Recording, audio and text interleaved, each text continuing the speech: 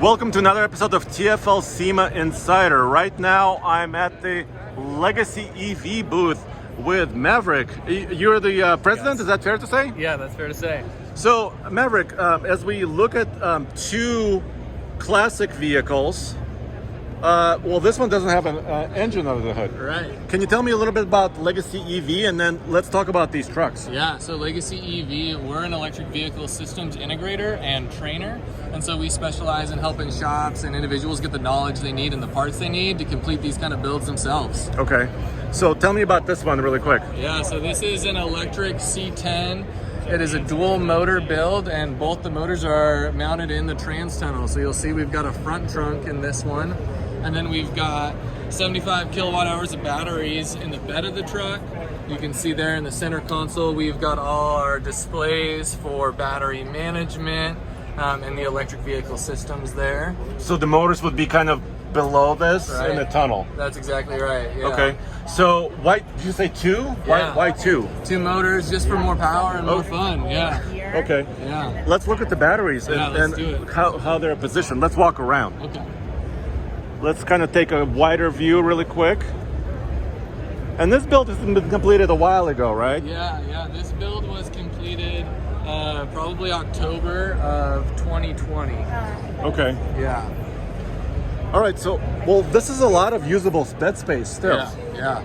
And so we had the option here to mount the batteries in the front trunk. We decided to put them in the bed because we like the idea of having a front trunk in this one. And there was so much usable space in the bed, so we mounted them back. This is like an 8-footer bed probably, right? Yeah. So let's step this way so we can kind of take that in.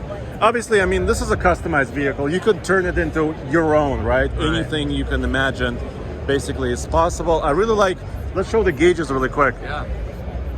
Because it kind of looks classic, right? Yeah, it is. These are Dakota Digital gauges here, and they are also working on making custom EV gauges for these specific builds. So when we look at the Bronco in just a little bit, you'll see they've got EV specific gauges there. Very cool. But sometimes you put batteries in the front, you distribute them wherever you want, different ranges. What's the range on something like this? The range on this build is about 200 miles. Okay, per charge. Yep. Let's take a look at the Bronco really quick. Perfect.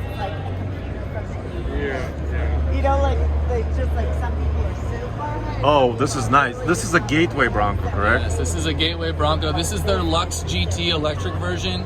Gateway has been building awesome vehicles for a very long time. They came to us wanting to implement an electric Bronco, and so this is their Super Bronco version, the Lux GT electric. Okay. So how does this lay out? Let's look under the hood. Yeah.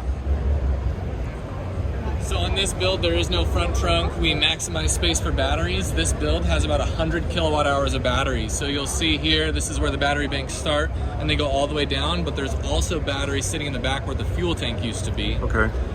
This build is also direct drive, and so if we look underneath, you can actually see it if you want to go down.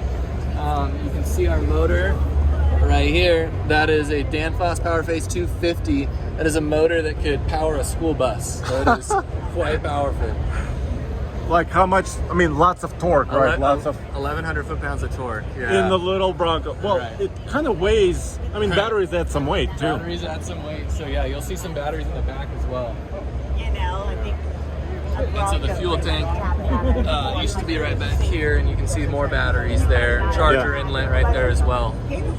So if somebody wanted to do this themselves, like the Chevy I mean, where does it start on pricing approximately? Yeah, so pricing starts at about $15,000 and goes all the way up to $50,000 for our stock kits, and you can view all of those on our website. Yeah. You can even search by year, make, and model to find the right kits for your unique build, so you make sure you're getting the right parts for the right application.